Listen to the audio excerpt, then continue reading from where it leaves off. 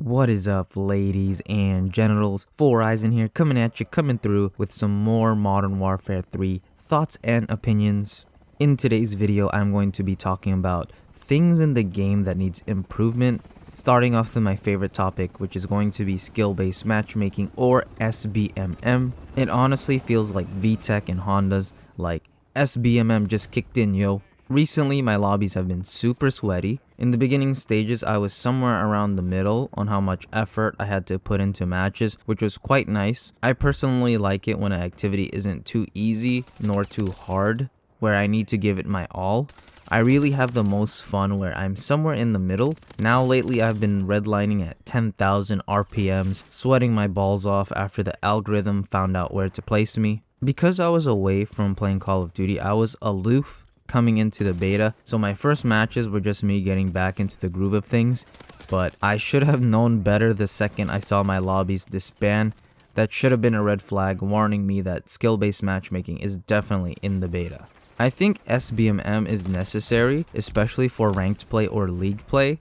Not to go off on a tangent, but man, I am so excited to see competitive in MW3 this year because I feel like it's going to be absolutely fire, especially with the movement and maps. But focusing back on skill-based matchmaking, from my experience, it's the exact same algorithm 4 years in a row now. So it's nothing new. If you're familiar with it already, don't expect any changes. The reason why I'm heavily against skill-based matchmaking is because it's unnatural and it doesn't prioritize connection, which is why I hate the argument when people say things like, you just want skill-based matchmaking removed so you can dominate noobs, when it's actually the complete opposite. You can run into way more noobs than you can possibly imagine with SBMM, as long as you know the loopholes such as VPNing, reverse boosting, session joining, etc. To go along with this, there are also patents inside of the algorithm and SBMM system. Players can actually get nerfed in real time, where they get worse hit registration and deal less damage. This is manipulation at its finest. The algorithm is also optimized for you to play the game for as long as possible. So what they do is they give you extremely difficult matches, and once you get burnt out and you're about to give up, they show you the light at the end of the tunnel by giving you a god lobby full of thumbless Timmies for you to drop VTOL jets, AC-130s, and nukes using only a pistol. So it raises the question, are you really good at the game, or is it the algorithm keeping you hooked? Without skill-based matchmaking, everyone will have access to a wider pool of players, so it's a variety of skill levels from noobs, the casual average players, and pros, which is more organic and realistic. Like if I went to the gym and I was just a small skinny dude, there isn't a system where I walk in and everyone is small and skinny like me. I will most likely see fat people, skinny people, and people that are in incredibly good shape. Seeing and experiencing variety is very eye-opening because how can you improve if you don't go against people who are better than you? If you are always going against people your skill level, you will never grow. It's also very rewarding to see the fruits of your labor, knowing that you worked hard and now you can experience your results. Which is why skill-based matchmaking is so unrewarding, because the better you are, the more you get punished for being good. And even when you do perform well, is it because you're getting better, or is it because of the algorithm? This is what is leading the higher skilled players to smurf, reverse boost, and the whole 9 yards. I know how frustrating it can be when you just want to relax, but you're so skilled at the game that the algorithm just can't give you a break. For public matches, if they're not going to remove skill-based matchmaking from the playlist, then what's the point of having a ranked mode? Basically, pubs is going to be ranked mode without any reward. If Activision wants to keep skill-based matchmaking in pubs, definitely tone it down and keep a system that protects maybe the bottom 40 to 50% of the player base. It's honestly so tricky to find a solution to where all players can find enjoyment, because I can already foresee a future where everyone is like, Call of Duty Modern Warfare 3 is going to be so fire, I'm so hyped for the game, then skill-based matchmaking nukes the game to death in the first month.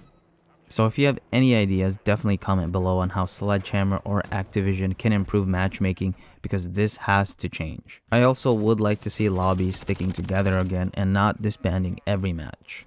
MW3 needs improvement in visibility as well. For some reason in Modern Warfare 3 2023, I have shot at my teammates thinking they were my enemy more than any other Call of Duty. There are just too many instances where I couldn't even see my enemies.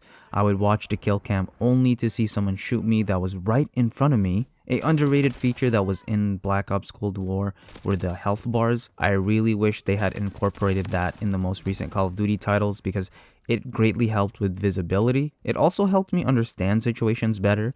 For example, I don't have to wonder how did he survive this interaction when I put 5 bullets into him. Oh, he has battle rage, or oh, I shot him in the leg so it dealt less damage. While we're on the topic of battle rage, that thing definitely needs to be balanced out because it is absolutely OP and ridiculous at the moment. I would have personally liked to see the pick 10 system return, but that's neither here or there. I've also noticed that the netcode and hit registration was iffy at times, but I believe will probably be improved or fixed at launch. Another major problem I had in the beta was definitely the spawns. I'll drop a clip of a ridiculous spawn I had after dying to my enemy. I literally get a revenge type spawn while there are 2 neutral flags that are uncaptured and the game decides to spawn me right across the enemy flag, giving me an easy flank. I have noticed even in games like Hardpoint, people are just spawning everywhere, especially on Rust and Favela. There doesn't seem to be a designated spawn, but a revenge type spawn. Similar to TDM or Free-For-All, I would definitely look at the current spawn points because some of the spawns have been ridiculous. Most of the time they just don't make any sense at all. Wrapping up, I found the beta very refined and polished. Multiplayer wise, it feels very good.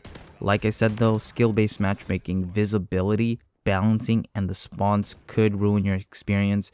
These are the things that I dislike during the beta, which could potentially kill MW3 once it launches in the future. Comment below everything you found wrong in the beta. I will be making another video which goes over everything Modern Warfare 3 did right, so be sure to subscribe to be notified once that video comes out. Other than that, namaste my friends, and I will talk to you all next time.